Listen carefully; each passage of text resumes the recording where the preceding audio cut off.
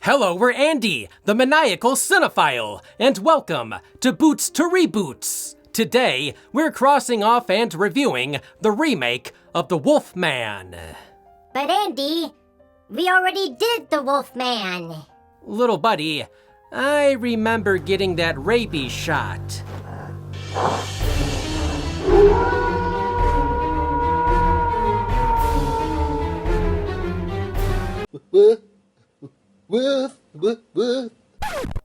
No, they remade it again.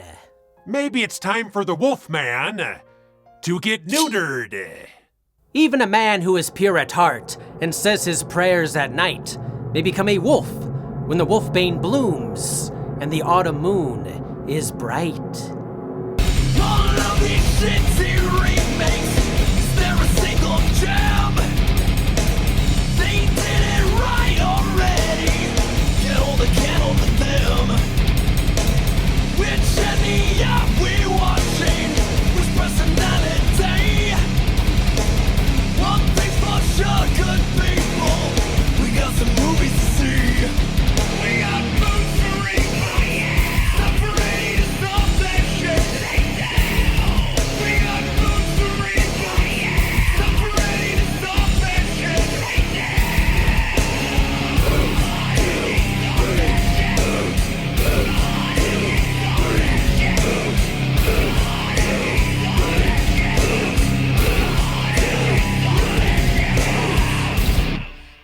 Wolfman 2025 is another remake of the beloved Universal monster, this time written and directed by Leigh Whannell, known for writing Saw, Dead Silence, and Insidious. After the underrated 2010 remake underperformed, another remake was announced 4 years later. The Wolfman was going to join the Dark Universe, or the cinematic universe for the Universal monsters.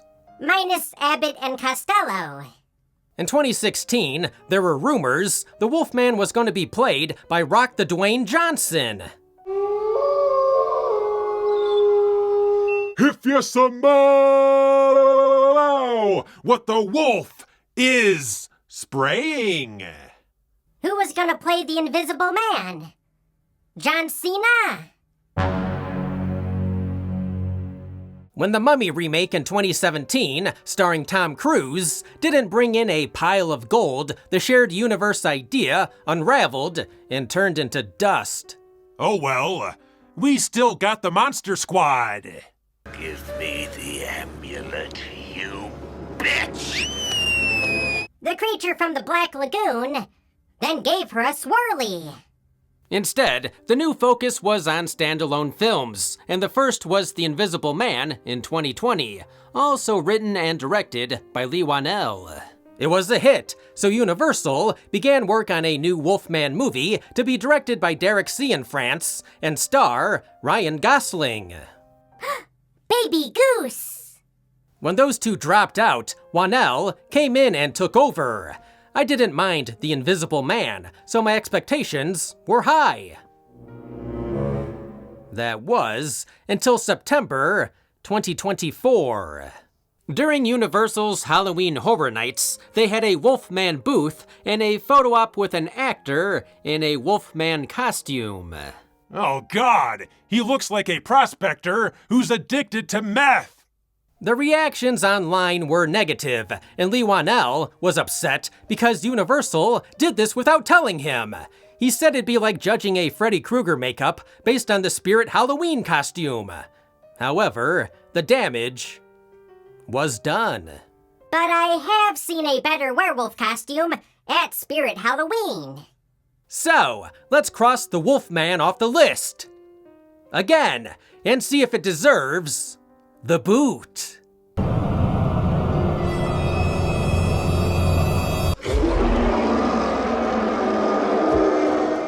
The remake opened somewhere in the Oregon wilderness in 1995. A simpler time when the internet was dial-up, grunge dominated the radio, and a cryptid was some cowboy wearing an ape costume. In the movie, a hiker has gone missing, and there are rumors he contracted an animal-borne virus. Oh no! Is the werewolf gonna have a runny nose? The natives have a name for it that translates to face of the wolf. Kind of neat to tie it into Native American lore. But that's it.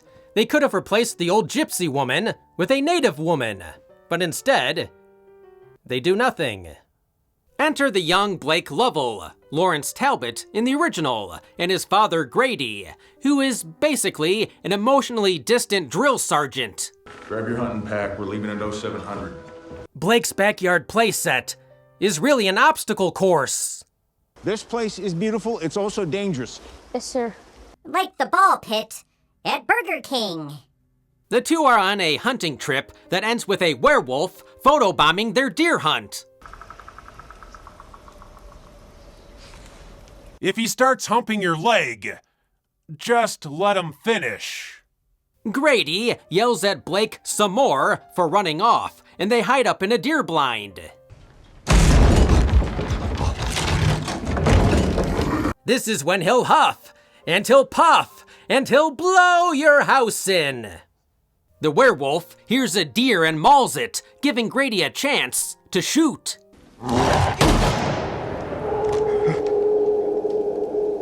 A missed opportunity. Much like the Dark Universe. What was it, Dad? Bear.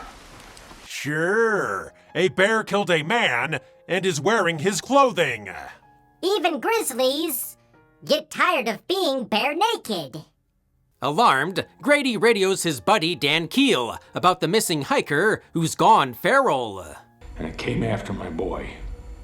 Don't you want to keep your boy safe? What if that missing hiker comes to your house? Asking for directions! Fast forward 30 years. Blake lives in San Francisco with his daughter, Ginger, and he has anger issues like his old man. I'm sorry I lost my temper. That's not me.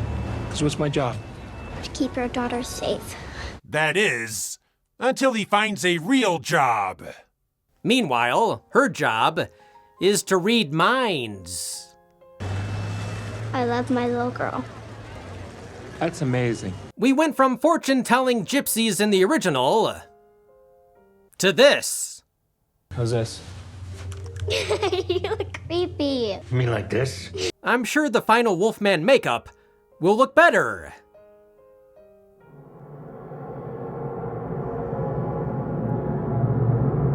Blake is in between writing gigs, and his anger problems are putting a strain on his marriage to Charlotte, a journalist. Can you not? What did I do? I was having an important conversation with my editor. Perhaps you've read her article, Tips on Getting Your Hair to Look Like Ramen Noodles. We also learned that Blake's father has been missing for a while. In the mail, Blake gets a death certificate for his old man and a set of keys to his childhood home. Are you sad, Daddy? I am, yeah. But he always made me afraid of him. Always hiding landmines in Blake's sandbox. To fix his crumbling relationship with Charlotte, he decides this is the perfect opportunity for a healing road trip to a murder cabin. Dang it! Ginger was hoping for Disneyland. We also learn that Charlotte is jealous of Blake and Ginger's close relationship. She relates to you so much more than me. Because you're a bad mom? No. Because you're a journalist. The Pierce on the side of the moving truck has to be a nod to makeup artist Jack Pierce. He did the makeup for the original Wolfman, and Frankenstein, and the Mummy. Lost and seeking directions, they notice someone in a deer blind who turns out to be Dan Keel's son, Derek. We don't like to be out after dark on the mountain. There's no power grid, no lights. Or as I like to call him, Mr. Exposition McFivehead. Against Charlotte's wishes, Derek hitches a ride to show them the way. Hey there, cutie. I think Ginger is safe because they're not related. But before they can say, "Eyes off my kid," a different predator appears on the road. All right, who didn't put their dog on a leash? Blake crashes the vehicle. Derek becomes a midnight snack, and Blake takes a werewolf claw to the arm. It's like the T-Rex scene from Jurassic Park. Minus the dino boogers. Daddy, I'm tired. What? I can't go. Okay. Tired? Back in my day, we had to run from werewolves uphill both ways. Blake, now bleeding and infected, races his family to the house, where he barricades the door. After an hour, the Jehovah's Witnesses usually give up. Blake finds a flashlight and heads into the basement, where he turns on the generator. The gen takes a while to get going. Like this remake. Oh God, my husband grew up poor. Is that man dead? Manny came out the treehouse. Kid, he's dog food. You're so scared of your kids getting scars that you become the thing that scars. Daddy, can you stop burning me with your cigarette? Hey, what am I thinking right now? I love my little girl. You must be able to read minds. No, she's able to read the script. Jesus, what does that smell? What? What'd you say? Before he came downstairs, she totally ripped ass. Now, here comes the gooey stuff. Blake starts to fall apart. Literally. Big deal. Our teeth come right out. Ooh, one for the jar. Ooh, another one. He's losing teeth, sweating like a rotisserie chicken, and has hearing problems. He's like our grandpa.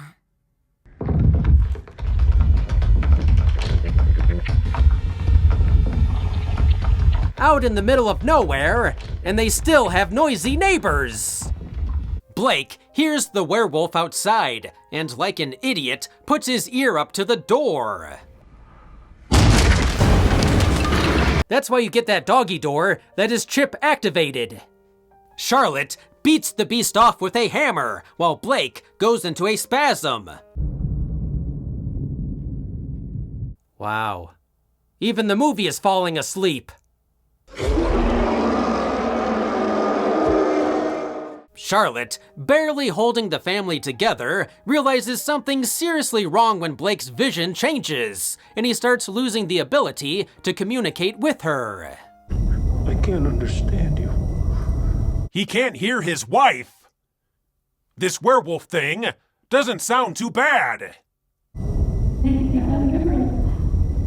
He's gone from feeling blue to seeing blue. Yo, listen up. Here's a story about a little guy that lives in a blue world. The vocal distortion was simply done by layering the dialogue on top of itself in reverse.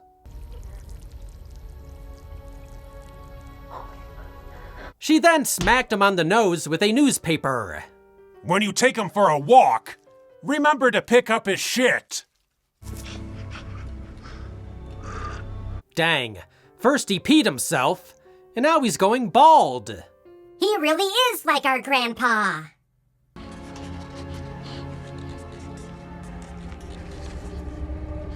We too are dying. For something to happen.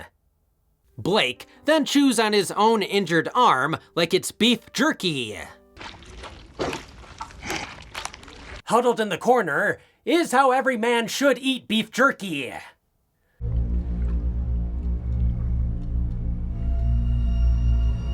When you walk in on your husband, licking his own crotch. Charlotte sees an old truck outside, loads everyone up, and is able to jumpstart it. However, the werewolf has returned for round 3. All you have to do is say the magic words. Want to go for a ride? Who wants to go for a ride? The werewolf smashes up the car, forcing the family to flee and climb on top of a greenhouse, which is no match for the werewolf's claws. If she got bit, she'd turn into a ginger wolf.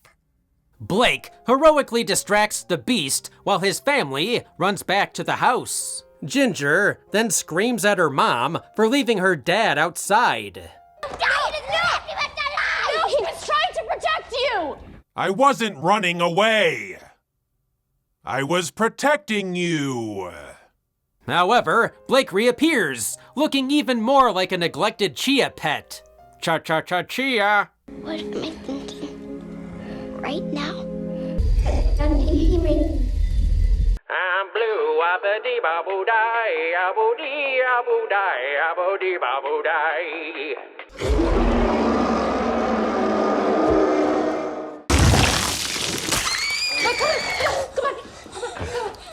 Our dad never puked up anything cool. Realizing he's a danger to his family, Blake prepares to leave, but not before the monster breaks in and attacks them again. Let him sniff around your scent glands.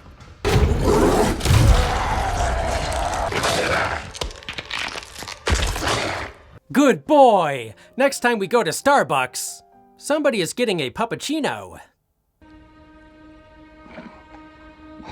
Whoa, the werewolf has the same tattoo as his dad. What? Little Buddy, the werewolf, is his missing dad. Even Stevie Wonder could see that coming. After biting Daddy to death, Blake runs outside and he finally transforms.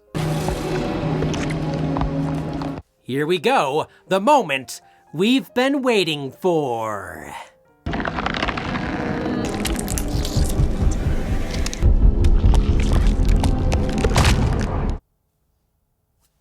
That's it? He grew some nails and dislocated his jaw? Where's the fur? Was this a prank? It looks like they glued pubic hair onto his face. So, instead of the hero shot of the Wolfman howling at the moon, we get a shot of the back of his bald head? Instead of Wolfman, they should have called this Man. Mommy, why does Daddy have to get sick? In other words, Mommy, why wasn't it you? I'm always going to be here for you. Run! Everyone for themselves! The Wolfman, the man, then tragically turns on Charlotte and Ginger. They flee to the barn and set a bear trap. What is this? Home Alone? Lost in Transylvania? Besides for turning into a werewolf and having an estranged father, the bear trap is one of the few callbacks to the original. The man claws his way in and uses his enhanced blue vision to sneak up on his Smurf family. It's like when my Tinder date brings her kid. Except I see red. Now I really want to see them waiting in line at the vet's office. Without a hacksaw from a dirty bathroom, the man does the old dine and dash by chewing off his foot and chasing after them. Plot twist! Jigsaw was lying on the barn floor the whole time. As the sun rises, his family hides in the same hunting blind from the beginning.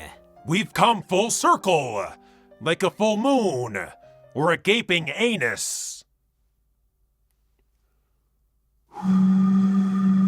Ah, God. In the heartbreaking climax, the Blake man climbs up for a final goodbye.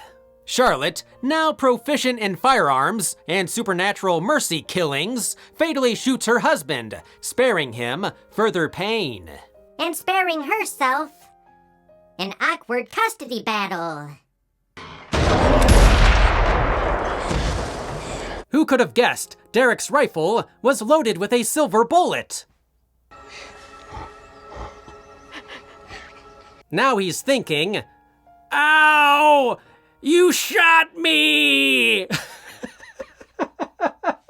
As the dust settles and the fangs fade, Charlotte and Ginger step out into the valley, finally seeing the beauty Blake once described.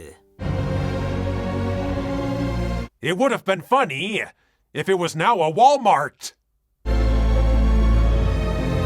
You know what? They're gonna have more issues than my Playgirl collection. Ah, gross, Mother.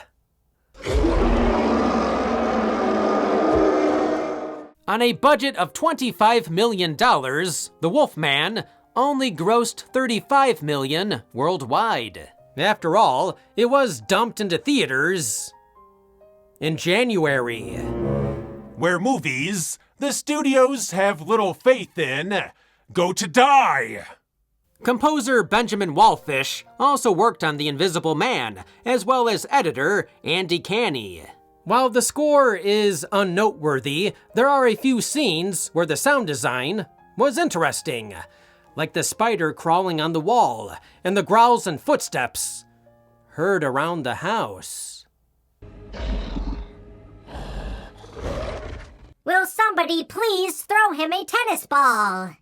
Leigh Whannell and his wife, Corbett, co-wrote the first draft of the screenplay and were inspired by the isolation felt during the pandemic. They wanted the remake to feel intimate, claustrophobic, and primarily set in one location. In other words, they had a low budget. Whannell had a friend who died from ALS and wanted to treat lycanthropy like a disease. In a deleted scene, we learn Blake's mom died from ALS, but I guess that was too on the snout. Teach you to piss on the floor! A werewolf body horror movie, kind of like The Fly, where he slowly transforms into this wolf, is an interesting idea and the best part of this remake. However, the more grounded werewolf design is lacking, and a huge letdown. I have more hair on my balls! Applying the prosthetics took 2.5 to 7.5 hours, depending on the stage of the transformation. Big whoop! I've been going through puberty for 30 years! The color grading is too dark. I shouldn't be able to see my sad reflection in the screen, pondering my life choices. This remake is dark, probably to hide how awful the creature looks. When they're so ugly, even doggy style is better with the lights off. Speaking of full moons, I didn't see one this entire movie. There was a good reason why they never showed the Wolfman on the poster or in the trailer. How do we sell this Wolfman movie? I know, a little girl looking through her fingers. It's baffling that still, in 2025, no one has come close to topping the werewolf transformation scene from An American Werewolf in London or The Howling from 40 years ago.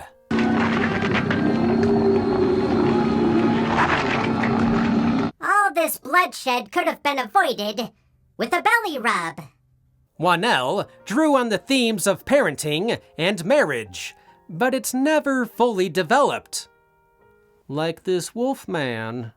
We are told Blake has anger issues, but he only sorta raises his voice maybe twice and then quickly apologizes. We are told his marriage is on the rocks, but they only show that in like a scene or two. Wouldn't the story be more tragic if they were a loving, happy family? The screenplay is raw, just like Blake's wounded arm. Turns out it was just poison ivy. It's fitting that when the remake fades to black, a giant L appears on the screen. In the end, the remake is bland and underwhelming. The characters are flat, the script needed work, the themes never fully click, and the Wolfman needed Rogaine. It's another failed attempt to revive a universal monster. Therefore, this remake of the Wolfman is getting the boot!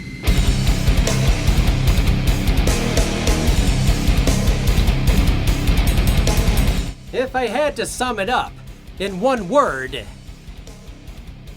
woof.